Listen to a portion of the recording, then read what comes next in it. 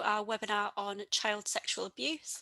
If I could possibly ask you all to mute your microphone for this session, that would be great.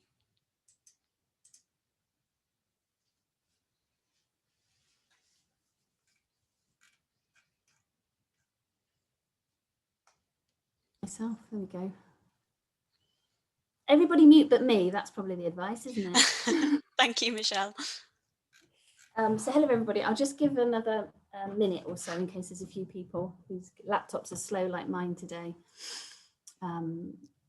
signing in. So yes, this webinar is on, largely it's going to be about understanding, recognising and responding when children tell in the context of child sexual abuse. So my name is Michelle Cutland, I'm a consultant paediatrician. And I work as the clinical lead for the children's service that runs out of the Bridge Sexual Assault Referral Centre. So we look after all recent cases of suspected or alleged child sexual abuse and cover the Avon and Somerset, Gloucestershire and Wiltshire areas. That's our patch. I'm hoping everyone can see my slides okay. Any questions, then interrupt me, I don't mind, and also put them in the chat function otherwise, and I'm sure one of the team will interrupt me if you raise something that I should answer straight away.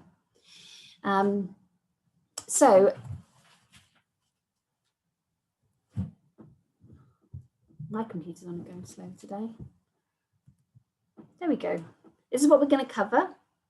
So a very, very brief introduction, and then I'm going to give you some statistics because that's always good fun to start the day, isn't it? Start the post-lunch lull, and then we're going to talk a little bit about what the research tells us about when children tell, some signs and indicators of sexual abuse, and then some practical tips on how you might respond to telling or disclosures when it happens, or if it happens for you.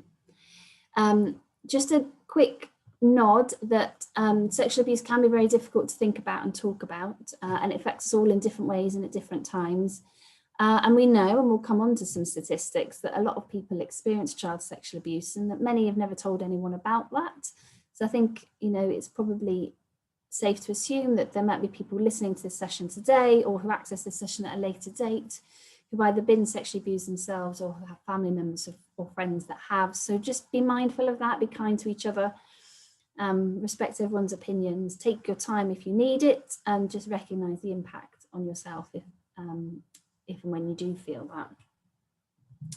So we're going to do some statistics for you about child sexual abuse, just to set the scene really.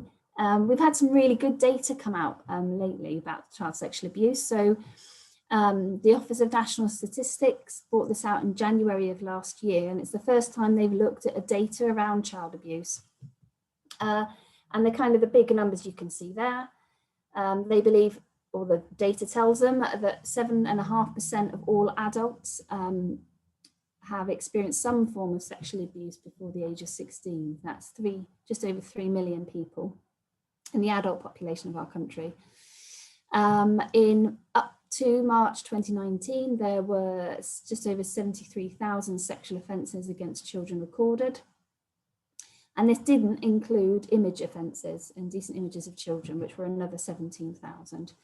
And it's just that child sexual abuse is now the most frequent type of abuse that children contact the NSPCC Childline for.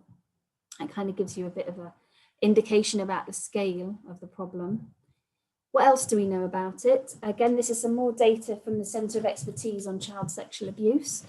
And this is talking about numbers that we as agencies and professionals know about, which you'll see is considerably less than that which occurs. The bottom number, 500,000, is the estimate of how many children probably experienced some form of child sexual abuse in 2019.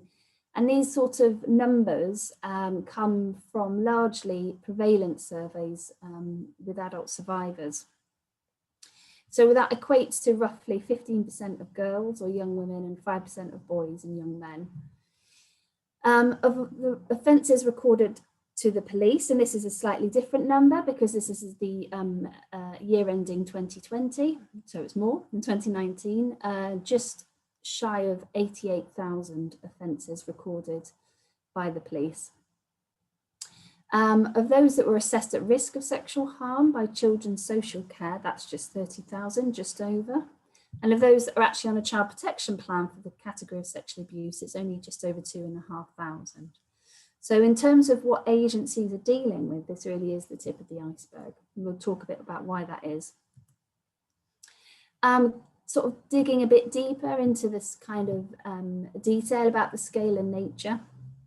Again, this is from the Centre of Expertise on Child Sexual Abuse. They've got some data there about when abuse first started, and there were these sort of two peaks in this data between sort of 7 and 9 and 12 and 14.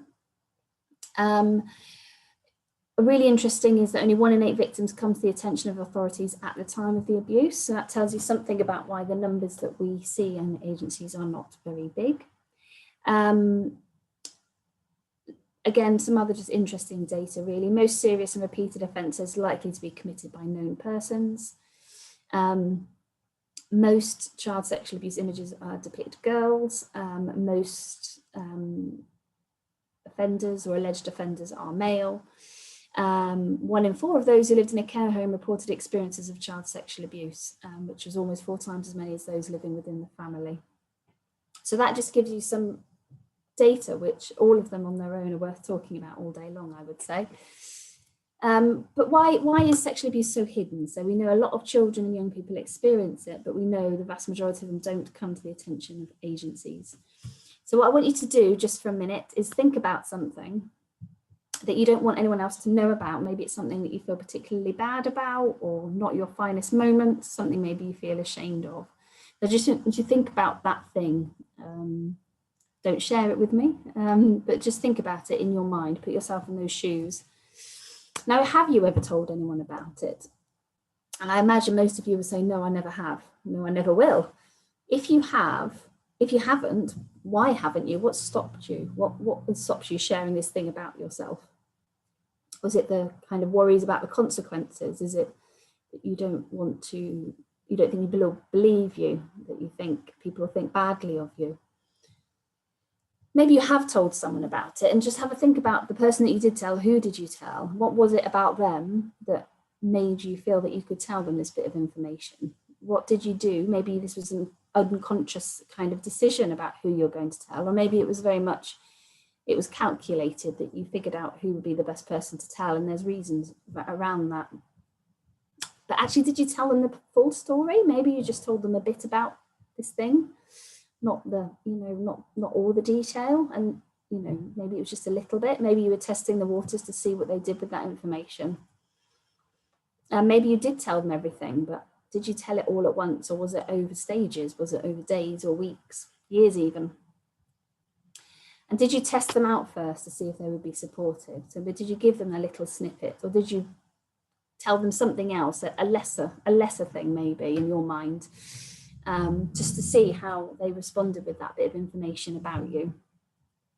Did you worry about what they would think of you? Most of us would.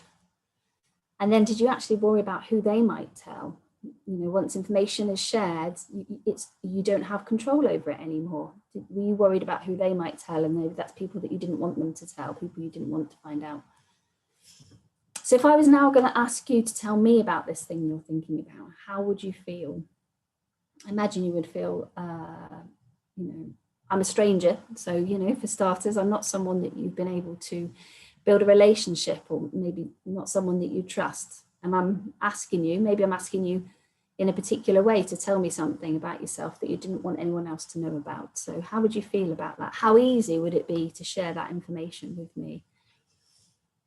Now, that exercise is just a taster, I think, of some of the challenges that children have, or young people have, about telling, and what stops them, and how difficult that is. And I think it's really important to just be mindful that when we expect children to tell, particularly verbally tell, it's not easy, and we can all put ourselves in these shoes.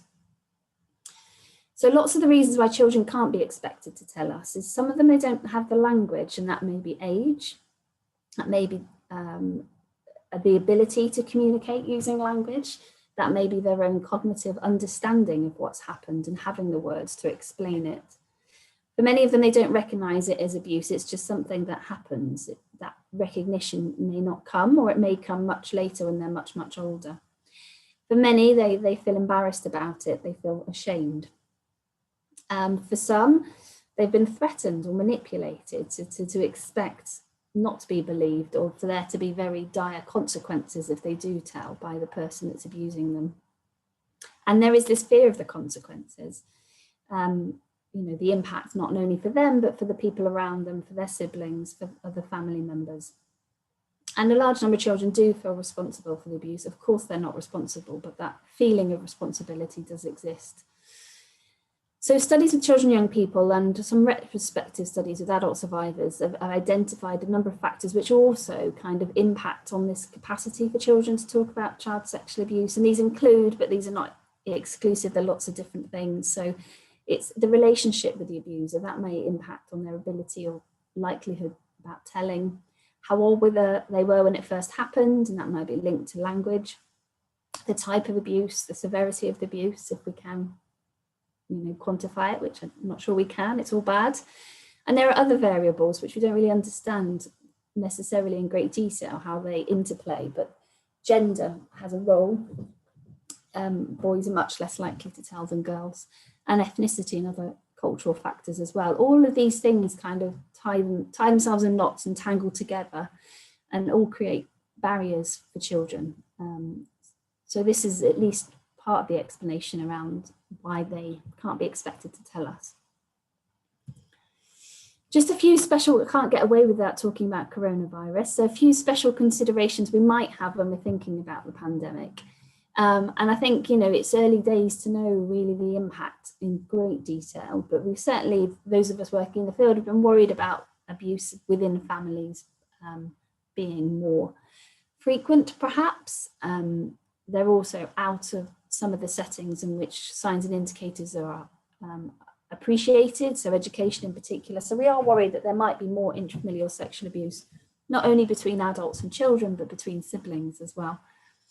We're all very worried about online sexual abuse, and there's some early indicators that that has certainly taken off.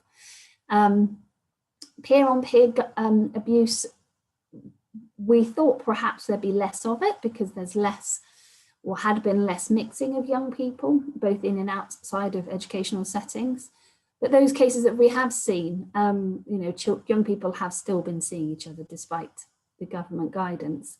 And I think that has added another layer of kind of secrecy. So if you are a young person who's raped when you're meeting people you're not meant to be meeting, there's this anxiety about getting in trouble for that. So that might be additional barriers that stop people telling us about their experiences. And there's also lots of other stresses that have been going on over the last year, the bereavements, redundancies, other impacts of the pandemic. All of these things are going to be going on in children's and young people's homes, and that might be the priority for them and their family. And the sexual abuse that they had or are experiencing may not feel like a priority right there and then. So just some things to be mindful of really about what's going on, what additional things have been going on and been brought about really by the pandemic. Okay, I'm going to talk about telling now and what the research tells us. Now you'll notice that sometimes I say disclosure, sometimes I say telling, and this is very much a kind of a hot topic at the minute.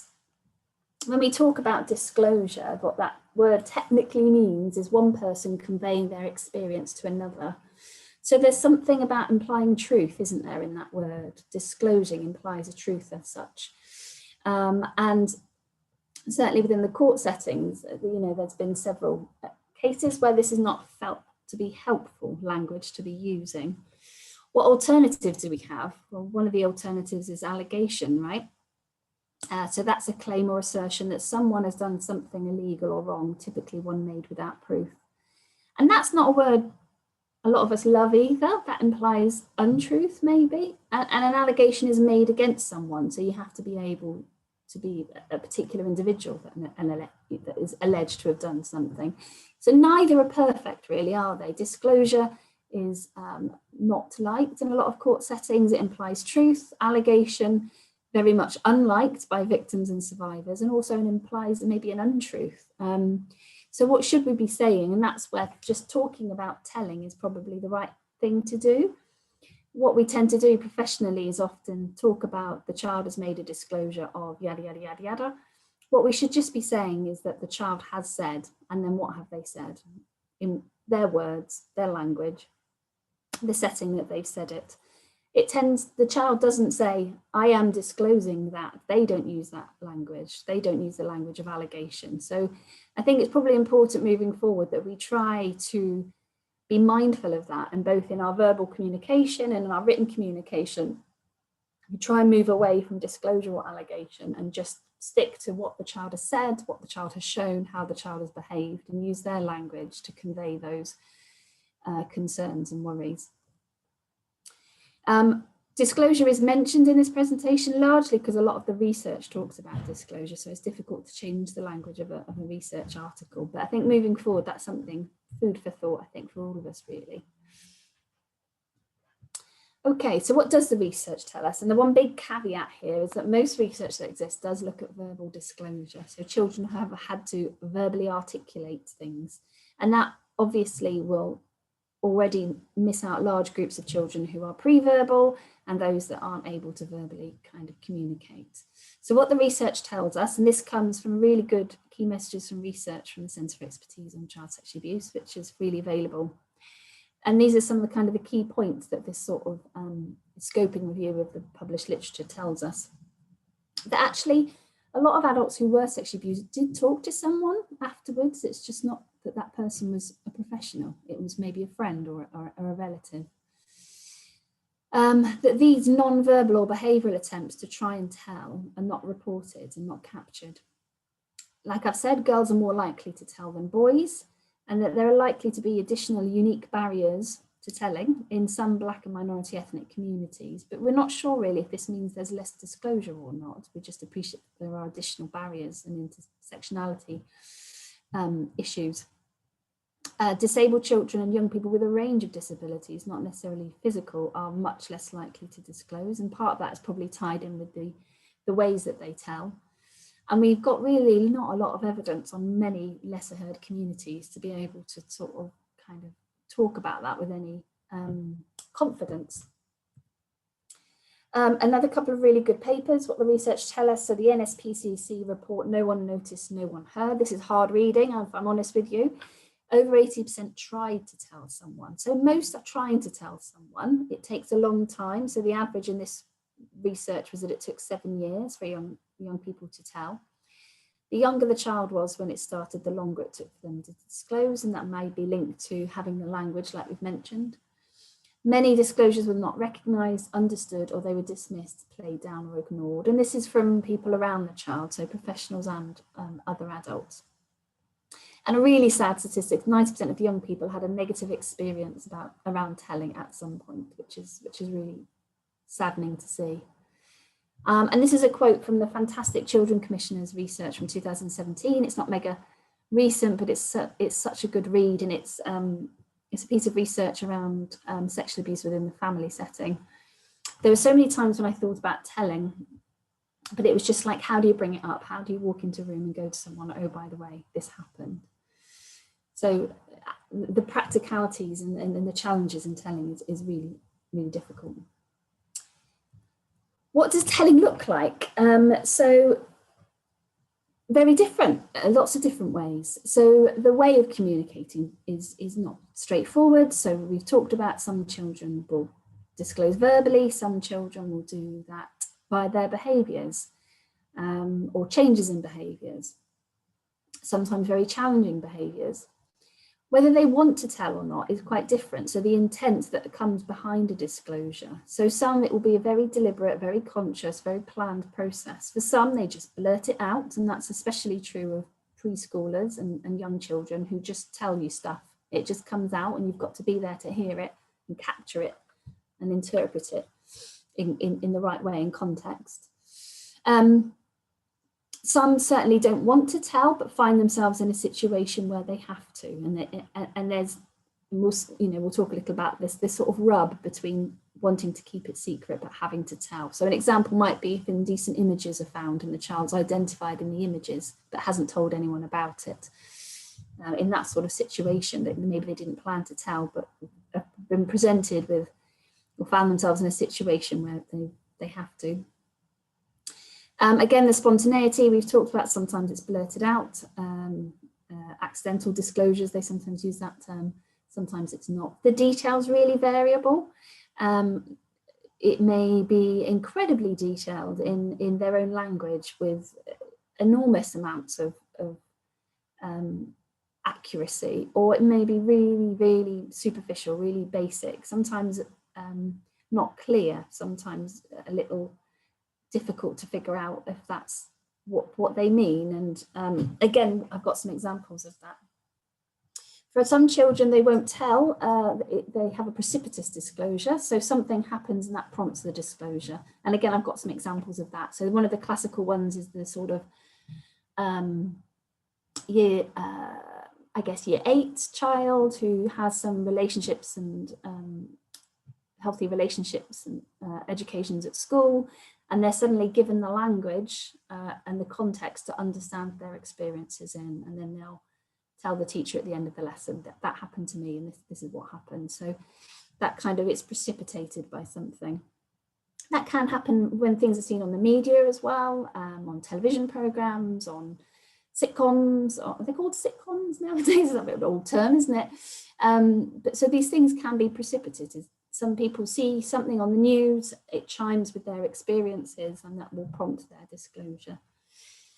Some people will only tell if they're asked, and we'll call an elicited disclosure, and they might be asked outright, or more often are not given the opportunity to tell. And I'll come on to some examples of that as well. So what's it like when you tell? I think it's really important as professionals to know what it's like, because for us, often if we've had concerns about a child and they've told us that they've been sexually abused, we often feel quite relieved, because we know what to do with that. We know where to go with that. There's a process, there's a pathway of sorts.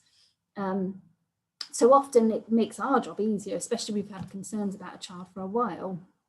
But what's it like for them? Well, for some of them, they do feel quite relieved. They feel proud that they've told. But actually, at the same time, a lot of them can also feel really angry. They can feel embarrassed. They can feel sad because of the worry about the consequences. So there can be this rub of being pleased, but also being really angry that this information is now out there. And that, these things can happen simultaneously. What's probably really important is to know that when children do tell, for a lot of them, from their perspective, things get worse before they get better. So it's really important for us as professionals, when we have a disclosure, that we increase where possible our openness and availability to that child and that young person or their family, because for them it will probably get worse before it starts getting better. So it's really important to be there after that disclosure. The disclosure isn't an end point, that's when more is probably needed, even if you've been working with a family for a long time.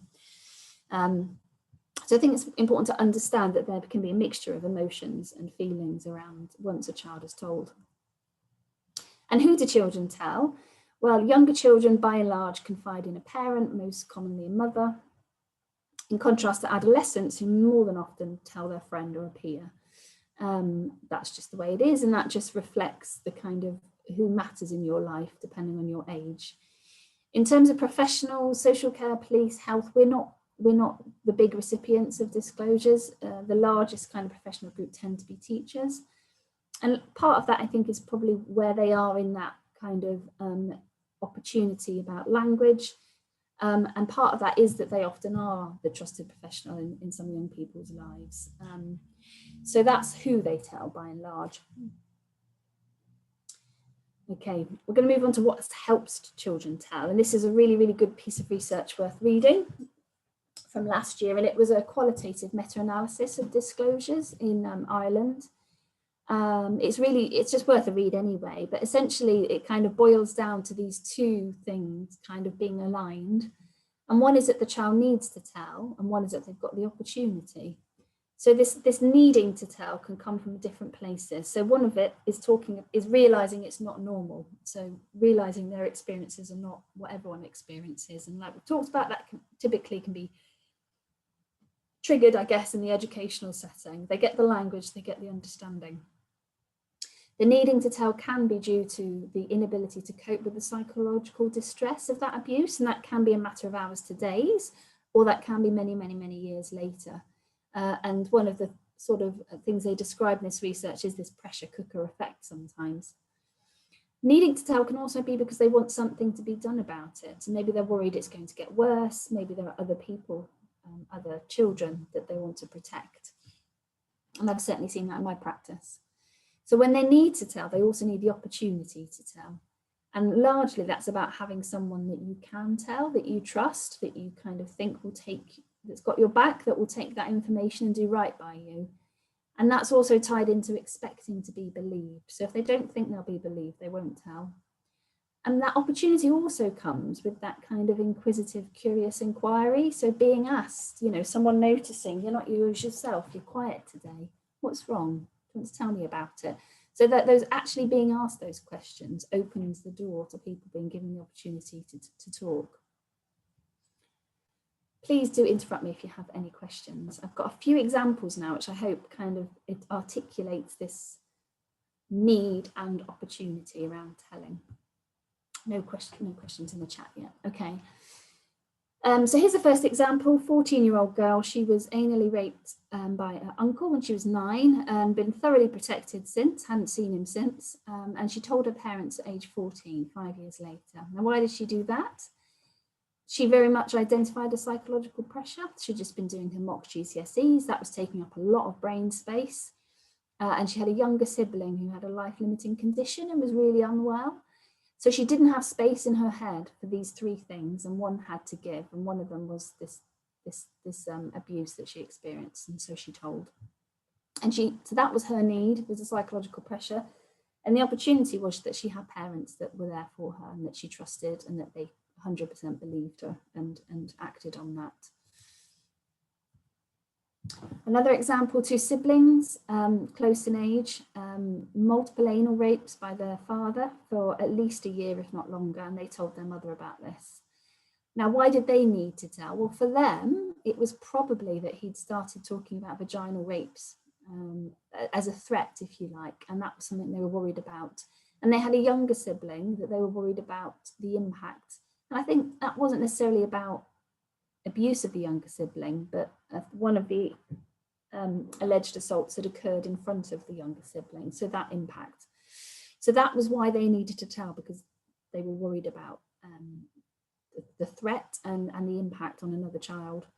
And the opportunity to tell was that the mother had noticed an interaction of concern between her husband and one of the children that kind of worried her. It wasn't overt, but it concerned her enough for her to kind of open the door to the girl and say, you know, I'm here for you if you want to talk about anything. And that didn't happen that day, but 24 hours later, after the girls spoke to each other, they both went to the mum and told her about everything. So they had the need, but they also had the opportunity of someone noticing something of concern. And in this particular context, it was actually the alleged offender's behaviours that was the flag, and then mum opening that door for them to talk. Another one, another 14-year-old girl, she was raped by a peer, so another boy her age, 5 days earlier.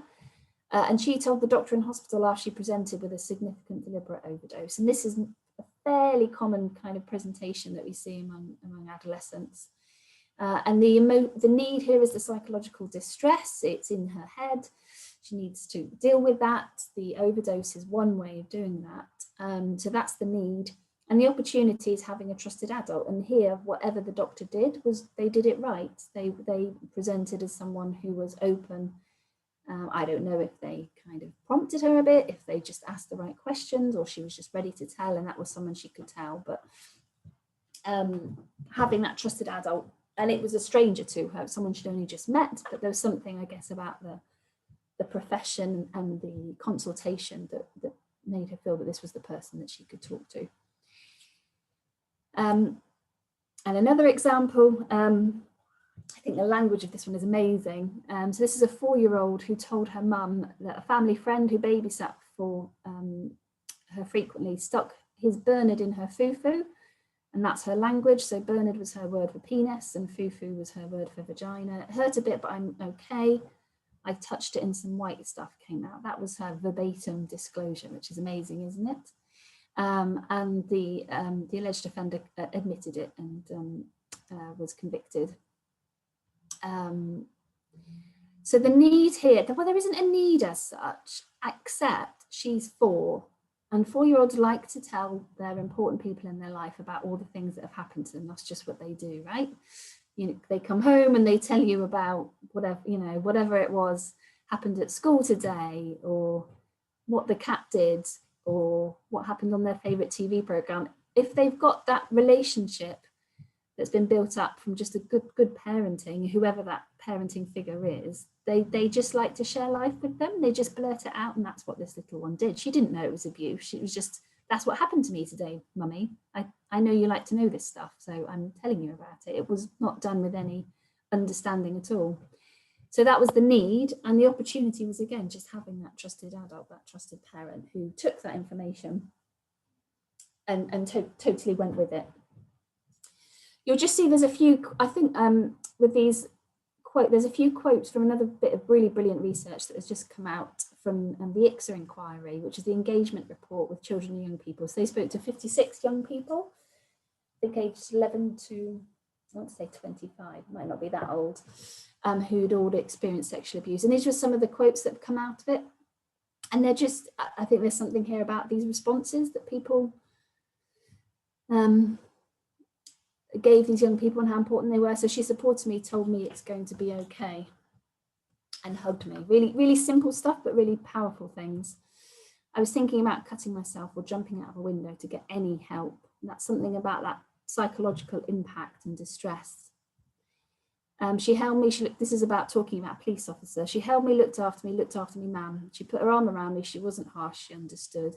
This is young people telling us how important it was that those first people that they told, how they responded really, really mattered. Any questions about that at all?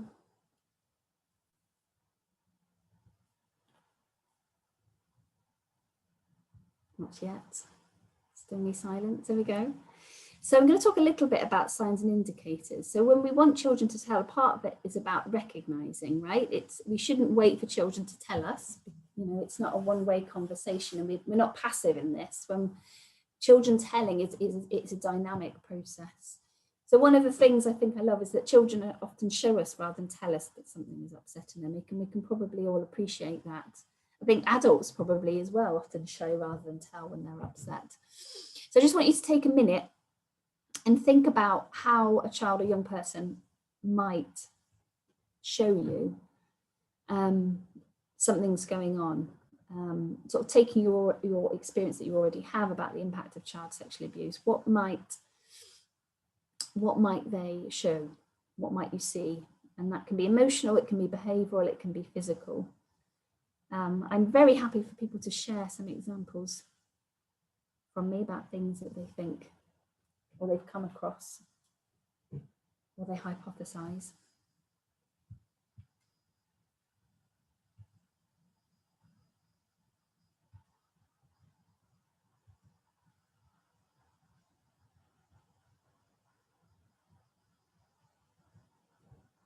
Some of the examples we've already had in those cases. So some of the emotional things, so self-harm is one way that children tell us that something's going on. I've mentioned about challenging behaviour, so a change in behaviour or becoming more challenging to care for in school or at home, maybe being more angry, going missing, running away, becoming more aggressive, becoming more withdrawn, more tearful, losing weight, gaining weight, other physical things. Trying to think of one we've had recently who alleged an assault several years ago, well, at least a year ago, and is presented with refusing to eat and almost selective muteness, not wanting to talk, not wanting to eat. What else we see? We might see more kind of overt physical thing. Pregnancy is a fairly big sign. Other sort of less obvious things, recurrent urinary tract infections, maybe genital discomfort, bleeding, difficulty swallowing can be one. I think of some other behavioural ones, bedwetting or soiling.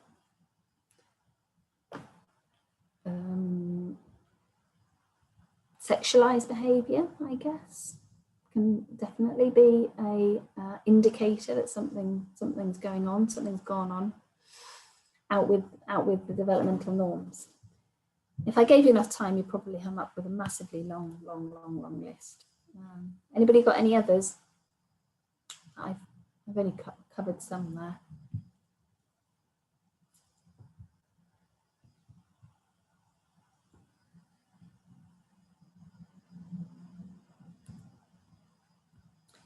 What I will signpost you to at the end is that there is a tool, I guess we're allowed to call it, coming from the Centre of Expertise in the next couple of months, all about signs and indicators. Again, it's not a, here's a tick list, list them off. It's more of a kind of a framework for thinking about emotional, behavioural, physical signs and indicators that would worry you. And there's also a section in that on concerns around a potential offender, their behaviours, and again, sort of vulnerabilities in the home setting as well. So there's almost like 5 aspects to it, which is just a way in which you can think about the child or the family in front of you to kind of tease out and articulate what are these signs and indicators. And sometimes that kind of going through the framework and having a list of them just kind of builds your confidence in being able to then take action with that. So that is coming from the CSA Centre in the next couple of months. Okay, right. So if children do tell, how do we respond? Because we've already indicated that the response, if it's right, is really important and will, you know, matter. So in some situations, you can prepare yourself for conversations with children. Not always, though. And what I'm going to talk about here is largely outside the Achieving Best Evidence interview, which has a particular framework to it. This is just conversations that professionals have with children in everyday settings. So for some, and I can again, lots of examples, a child might write a letter to a teacher saying there's something I want to tell you. And as a teacher, you can think, okay, all right, something's going on. So you can think about when, and you can think about where, and you can practice and you can prepare yourself. So if you can do all those things, great. A lot of the time we don't have that opportunity, but you can practice good listening skills and communication skills in everyday conversation. You can definitely practice your body language and your facial expressions as well.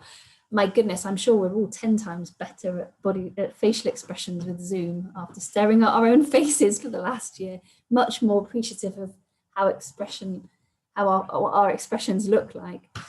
So if you have time, take that time and think about it. But how might you start a conversation? And this, I'm not saying these are the ways to do it, but these are just a few suggestions really of things that you can do. I've noticed you're not your usual self. Is there anything you want to talk about?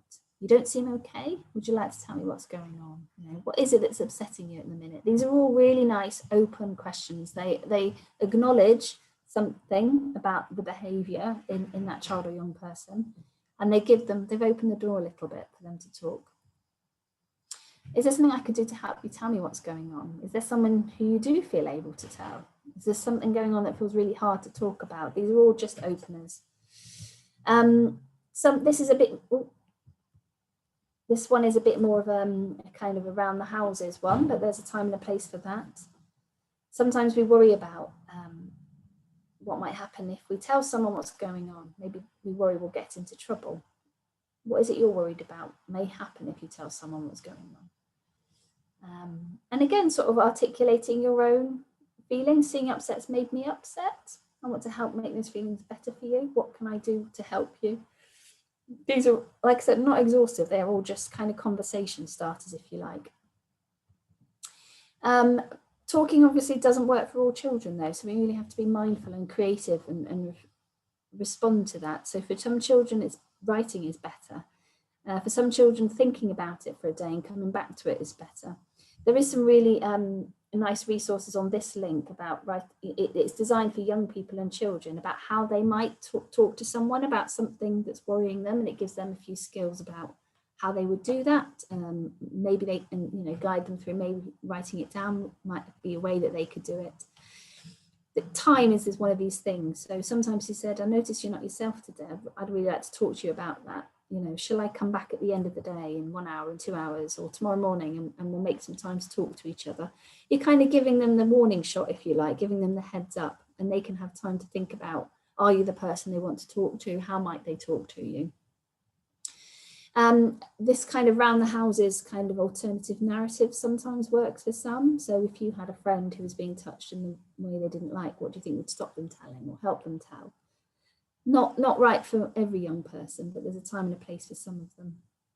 And again, just some more of these open open questions. And like I said, for some children, they need to have the understanding and learning before they can articulate the experiences, and we have to be mindful of that. I'm going to show you this video if you've not seen it. It's so simple, and I think it summarises how best to respond if a child's telling you about harm. It takes about 3 minutes. Hopefully you can hear the video. Can you see that screen now? I might have to, let me share it directly. That might be better. There we go. It's never easy when a young person discloses abuse. There are probably 1,000 things going through your head, from trying to remember your organisation's safeguarding procedure, to asking the right questions. Should you be asking questions at all? But no matter how anxious you're feeling, it's worth remembering that most young people only choose to talk to someone they really trust. So chances are you're already doing something right. Whatever the situation, here are a few simple things you can do to create a safe space for a better conversation. Help them open up. For some children, talking about abuse can be scary. You need to show them that you care and that you are listening to what they say. This can be as simple as changing your body language, and avoid anything that can make you seem distracted or distant. Keep your focus on them. They're the most important thing right now. Slow down and take your time. This chat might only be a small part of the disclosure. They could just be testing the water, so let them go at their own pace. Even if the gaps in the conversation feel awkward to you, it's their story. Give them time to tell it. Reflect back and show you understand by simply going through what they've told you already. If possible, use their language. The specific words they use are an important part of their narrative. And although it's easy to jump to conclusions, or even solutions, right now they just need to feel listened to. You can practice these techniques whenever someone's telling you a story, helping them to open up, slowing things down, and reflecting back in everyday conversations won't just make you a better listener, but will also prepare you for when a disclosure does happen. It could change a young person's life. There are some other resources on that NSPCC website as well. Okay. One other sort of way of facilitating conversation I just want to flag is in this article, which is called Opening Doors. It's written by Dr. Jamie Carter and Ruth Marchant, I think her name was, who was one of the founders of Triangles, which is an intermediary service. We've been going for years. And it's they've written this article primarily for health professionals, but it's applicable to any professional really. And it talks about the opening doors technique of kind of facilitating conversation really. So I've got sort of the details of there. If a child tells or shows, listen carefully, even if you look like you're doing something else. If you're not sure what they said or did or what they meant, sort of offer an open invitation. Tell me more about that. Show me that again. Or They're really safe things to say because they encourage the child to continue, but they don't direct their account or lead it in any way. Be mindful of your behaviour and body language to sort of make sure that you're showing that you're comfortable talking about these things and you've got time. Very much, I think you've got to allow time for them to answer questions, sort of slow it right down, and we're all guilty of sometimes butting in sometimes. Take your time, let them think and pause. And this reflecting back is really, really important. So say what they've said without expanding. And I'll give you an example of this. So the example in this article, which you can get on that link, is one about Becky. I'll just read this through for you. Again, it talks about it in a health consultation primarily. So Becky's a young girl. She appears anxious and wriggly, and she looks uncomfortable. So you could give her one of these pop-its that every child seems to have going around at the minute, a quite fiddly toy, but that might kind of distract her and close the door. Instead, you might say, "You're a bit wriggly," and that kind of opens the door just a little. She then might make eye contact with you and pull her jeans away from her genital area. Now, you might want to say, "Are you sore down there?" And she'll shake her head. But instead, you might say, "You're pulling your jeans," just a comment, and to which she nods. And she might lean towards you and say quietly, "It's so ouchy." Well, then you might want the mother to tell you more about the ouchy or the tummy pain, and she'll lose interest. Instead, you can just say, "Uh-huh." And she nods and says, "Really ouchy down there." So again, it's really tempting to say, "Have you told anyone else about this?" or getting more details on it. Instead, you might say, "It's really ouchy down there. Can you tell me more about that?" Really nice, really open question. And then she says, "The mouse makes it ouchy." Now, you might kind of, flippantly say, "A mouse? Do you mean like a pet mouse?" And that kind of shuts the door, doesn't it? So it'd be better just to say, "Uh-huh, tell me more." And she says, "It's Daddy's mouse. It's a secret, but my bum is so ouchy." And then it's really tempting, isn't it? Because we want to get to the end point here. Has Daddy touched you down there? And that is a really direct question that will close the narrative, but may also contaminate the evidence. So instead you might say, "You told me Daddy's mouse. It's a secret, but your bum's so ouchy. Thank you for telling me that today, Becky. It helps me understand why you might be getting tummy pains and how I can help." You've just used her words and reflected them back to you. And then she nods and says, "In my bed, the mouse needs to come in the hole and play, but it's too big and it hurts me." And that's more than enough information to kind of take action as a professional at that stage. You've got more than enough detail then. So I hope that example makes sense. I have got one for you, but you will need to talk to make this conversation go the way that it should. So I'm going to give you a statement. This is a real life statement from a 11-year-old, I think. And if you say the right thing to me, then you'll get the next line in the sentence. So I want you to have a go. So you do need to articulate this. So this is what she says. And she could say this in any context. This might be at school, this might be at home, this might be with the doctor, this might be with a social worker. Anyway, "Granddad tickles my tummy sometimes." What would you say to that? Using the examples from Becky that I've just given you in that opening doors.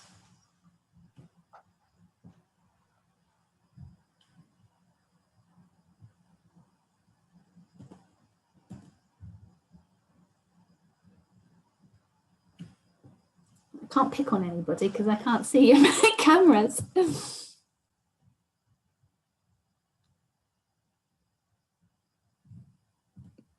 Michelle, I'd probably say, tell me about that. Brilliant. Yeah. Tell me about that. Great. He does it in his van. How might you respond to that? Hi, Michelle. We've got a couple of comments in the chat function. So, yeah. Does it tickle me more about that? Is one of the comments. And another one is, "Tell me more about that." Yeah. So he does it in his van. You could go, absolutely. Yeah. Then he buys me McDonald's for being such a good girl.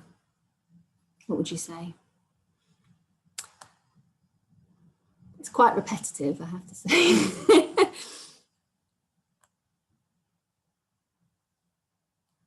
So Rebecca's comment, "Tell me more about that," would totally work here. Yeah. Yeah, he tickles me all the time. Every time we're in his van, he tickles me. What else might you say here? So again, you say, "Tell me more about that." The other thing here is you can reflect that back. So you can say, "Granddad tickles your tummy sometimes. He does it in his van. Then he buys you McDonald's for being such a good girl." So you're just acknowledging that you've listened You're using her words to reflect that back to her. It tickles me here, she then says, and she points to her vagina. So that's more than enough information, again, for that sort of first conversation to worry you. And, you know, that's not taken long. You've asked no leading questions, but you've just opened the door to a conversation. I hope that makes sense. It's pretty simple, really, when we think about it, but it does take a bit of practice. I practice on my own kids at home. So rather than what happened at school today, I'm like, tell me about school today. To try and get them to tell me more about what happened at school, rather than the nothing responses I normally get. Okay, now there is kind of guidance from the Department of Education, and there is some guidance around ABEs about managing disclosures. It is fairly straightforward: be calm, be reassuring, listen, own pace, use their words, reassurance, yada, yada, yada, yada. It's all fairly straightforward, I think. What I would add is that when children tell us, what the research tells us is often the telling that it's then out of their control at that point. So I think if you're told information by a child, where possible, if you can give them choice and control about what happens next, that's a good thing to do. And I think we know, and they will know, that information will largely have to be shared with people who can help you keep them safe in whatever setting you're working in. But there are ways and means that you can do that that makes the child feel like they're in control of that. So if a child told me something and it was major, and I had to share that information with children's social care and the police, I would tell them that, but I might say something like, I need to share this information so other people can help me keep you safe. How shall I tell them? Would you like to tell them with me? Would you like to write it down? Would you like me to talk to your mum? And then maybe we can tell them together. So the outcome is the same, the information is being shared, but they are being given some choice and some control about how that happens. And I think a lot of young people in particular don't like it when they tell someone, you know, and then that, you know, they tell a friend or they tell a sibling that something happened, and then that person tells someone else, and that person tells someone else, and that person tells someone else, and then before you know it, the whole family know. And you know, that they don't like that. They don't like being out of control. They want, control is really important. So there are ways that we can kind of give choice and control in a situation where there are still kind of definitive actions that we need to take, if that makes sense, and to just be mindful of how you can do that. What to say and not to say when someone's told you about sexual abuse. So again, I think it's pretty straightforward. Don't say, why didn't you tell anyone? I can't believe it. Are you sure that's true? That explains a lot. I won't tell anyone else. Why, who, how, when? Don't say stuff like that. I'm so glad you told me is a good one to say. You're not to blame. This is not your fault. I'd like to try and help you. I believe you are put in italics because victims and survivors want to hear that. But I think some professionals sometimes, particularly in a kind of criminal justice setting, have some anxieties about professionals saying that to children, that they believe them. That's what they want to hear, and they would like us to say that. But I think certainly in conversations with legal professionals, they feel a bit anxious about professionals saying, I believe you. But there are ways that you can completely convey belief without saying, I believe you. You know, with your body language, with the other words that you say. I'm so glad that you told me. Thank you for telling me that. You can convey masses and masses and masses of belief without having to say, I believe you. But very much children and young people would like us to say that, or they like to hear that. They like to hear that, or they like to perceive that. So probably coming to a close. Wow, my timing is impeccable. That never happens.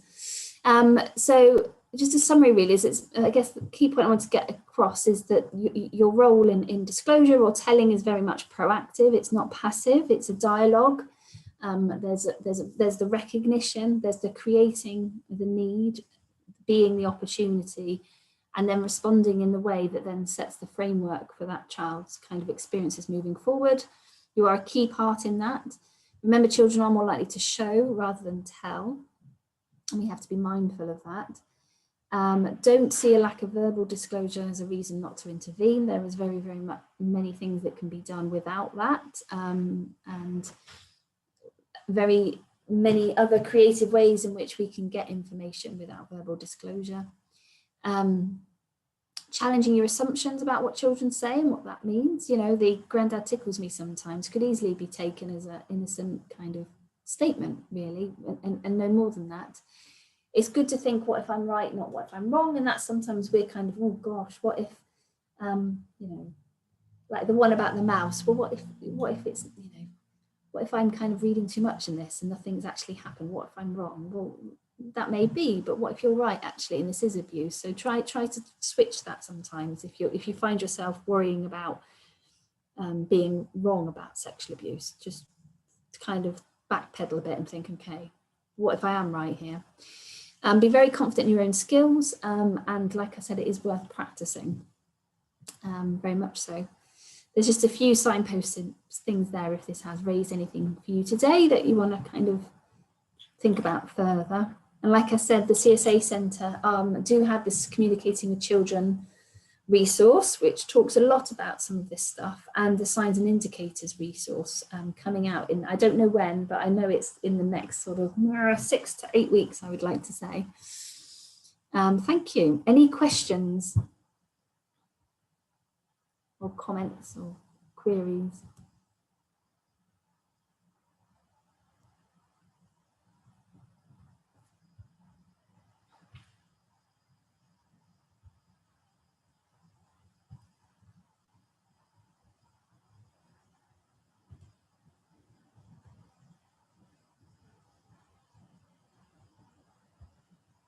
I think not.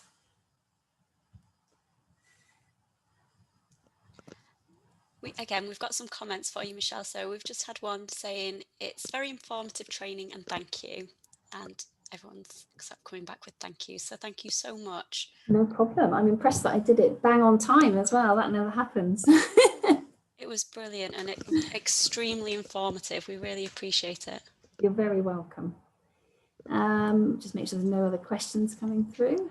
Yeah, just to inform everyone, if anybody has any questions after the session, feel free to email the Keeping Bristol Safe Partnership email and we can always forward those on for you to Michelle.